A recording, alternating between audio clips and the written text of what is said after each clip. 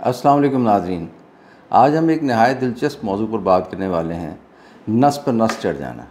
इस बात से हम खूब वाकिफ़ भी हैं और इसको जानते भी हैं, लेकिन आज हम देखेंगे क्या ये वही है जो हम समझते हैं और इसके तदारक के लिए और इसके इलाज के लिए हम क्या कर सकते हैं।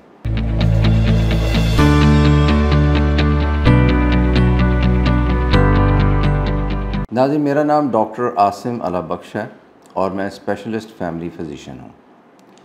आज हम बात करेंगे नस पर नस चढ़ जाना क्या होता है।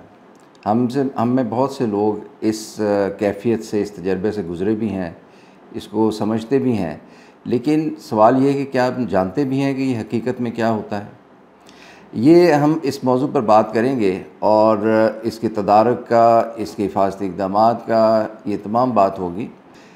नाज़रीन, इस वीडियो को गौर से देखते रहिए। आखिर में मैं आपसे एक सवाल करूंगा और उस सवाल का सही जवाब देने वाले को मरहम की जानिब से एक फ़्री वीडियो कंसल्टेशन ऑफ़र होगी, जिसका आप किसी वक्त भी फ़ायदा उठा सकते हैं। तो नाज़रीन, आइए मौजू की तरफ चलते हैं। नस पर नस चढ़ जाना असल में एक तकलीफ़देह तजर्बा होता है और दर हकीकत ये नस पर नस नहीं चढ़ती, बल्कि ये किसी भी वक्त किसी वजह से हमारे जिस्म के किसी मसल का अचानक सिकुड़ जाना, या उसको अंग्रेज़ी में जैसे कहते हैं क्रैम्प पड़ जाना होता है। और इसकी बिलअमूम जो आम वजह है वो ये होती है कि आप जब बहुत तवील कोई आपको आदत ना हो और तवील एक्सरसाइज करें, अचानक कोई हरकत करें, या आप बहुत देर तक एक ही पोज़ में जो है वो बनाए रहें ख़ुद को, तो उससे बिलअमूम ये कैफ़ियत पैदा हो जाती है। इसके अलावा इसकी दूसरी वजह ये होती है कि कई दफ़ा हम बिलख़ुसूस सर्दियों में पानी की कमी का शिकार हो जाते हैं, या गर्मियों में ज़्यादा पसीना बह जाने की वजह से पानी की कमी का शिकार हो जाते हैं, जिसकी वजह से ये क्रैम्प्स पड़ते हैं और हमें लगता है कि वो नस पे नस चढ़ गई, क्योंकि अचानक ही वो एक ऐसा सिलसिला होता है। और इसकी अहम निशानी ये होती है कि आप कुछ देर या कुछ अरसे तक उस मसल को प्रॉपर तरीके से इस्तेमाल नहीं कर पाते, वहाँ पर एक दर्द की कैफ़ियत रहती है।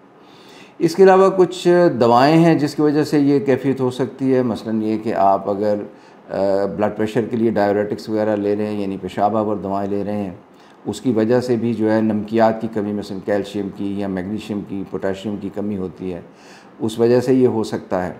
और बाज़ बीमारियां ऐसी होती हैं जिसमें ये कैफ़ियत हो सकती है। मसलन ज़ियाबीतिस के मर्ज़ में चूँकि आपके जो खून की नालियाँ हैं वो थोड़ी तंग हो जाती हैं और खून का बहाव मुतासिर होता है, तो कई दफ़ा खून प्रॉपर तरीके से पहुंचता नहीं मसल्स को, और उस वजह से ये क्रैम्प्स पड़ते हैं।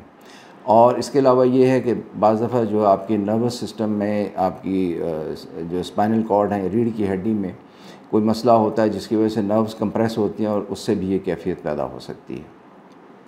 बिलअमूम ये कैफ़ियत जो है हम देखते हैं कि जो अमूमी तौर पे जो इसके चीज़ें हैं जिनका हम ज़िक्र कर रहे हैं, उसमें एक और चीज़ ये है कि जो ख़वातीन हमल से होती हैं उनमें भी ये कैफ़ियत जो है वो पैदा हो सकती है। ये मैं आपको इसलिए बता रहा हूँ कि ये बहुत सी ऐसी चीज़ें हैं जो हमारे सामने की होती हैं, और अगर उस सूरत में ये कोई ऐसी चीज़ पैदा हो या आपको नस पे नस चढ़ने की शिकायत हो, तो आपको ये अंदाज़ा हो कि हमें क्या हुआ है और हमें आगे क्या करना है। क्या करना है वो मैं आपको बताता हूँ।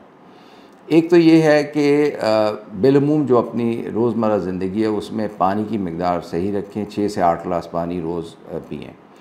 सर्दियों में बिलअमूम कम हम पानी पीते हैं, उसमें भी इस लिहाज से ज़रूर पिएँ ताकि पानी की कमी ना हो, बिल्कुल यानी 1-2 गिलास या 3 गिलास पे ना आ जाए।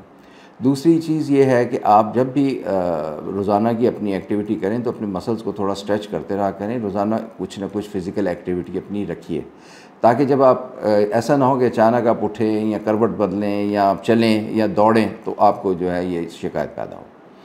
इसका इलाज जो है वो बिलअमूम ये होता है कि अगर आपको जैसे ही नस पे नस चढ़ी, अगर बिल्कुल आप शुरू में उस पर ठंडी टिकोर करेंगे तो इससे फ़र्क पड़ता है।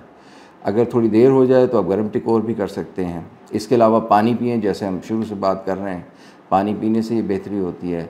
दर्द के लिए आप पेन किलर्स ले सकते हैं, और इसके अलावा इस पर अगर आप मसाज करें, चाहे नीम गर्म तेल का या किसी ऐसी दवा का जैसे वॉल्ट्रालिमल जेल है या फास्टम जेल है या ब्रूफन क्रीम है, तो उससे भी फ़र्क पड़ता है।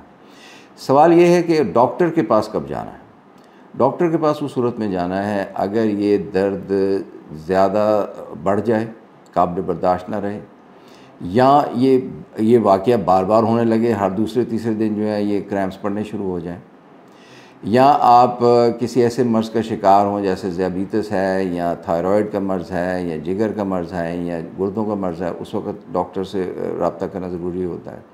या ये कि जहाँ नस पर नस चढ़ जाने की शिकायत हो वहाँ पे कोई सुर्ख निशान बन जाए या सुर्खी आ जाए या आपको लगे कि खून निकला है या वहाँ पे कोई ऐसी आपको लगे कि वहाँ पे उभार पैदा हो गया है, उसको भी दिखा लेना चाहिए ताकि हमें इल्म हो जाए और डॉक्टर साहब अपनी तसल्ली कर लें कि ये मामला जो है ज़्यादा सीरियस नहीं है।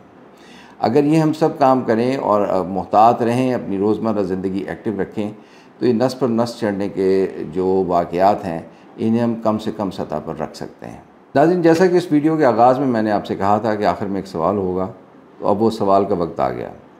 नाज़रीन, सवाल ये है कि सबसे आम वजह नस पर नस चढ़ने की क्या होती है जो मैंने बताई, और उसके लिए क्या चीज़ आप लें फ़ौरी तौर पर तो उसमें बेहतरी का इम्कान पैदा होता है। नाज़रीन, इस मौजू के हवाले से अगर आप मज़ीद कुछ जानना चाहते हैं या आपके अगर कुछ सवालात हैं तो आप नीचे कमेंट सेक्शन में अपना सवाल लिख दीजिए, उसका जवाब मिल जाएगा। या अगर आप मुझसे कंसल्ट करना चाहते हैं ऑनलाइन या इन क्लिनिक, तो उसके लिए आप marham.tk से रब्ता कर लीजिए, वो आपको अपॉइंटमेंट मिल जाएगी और आप मुझसे रब्ता कर सकते हैं।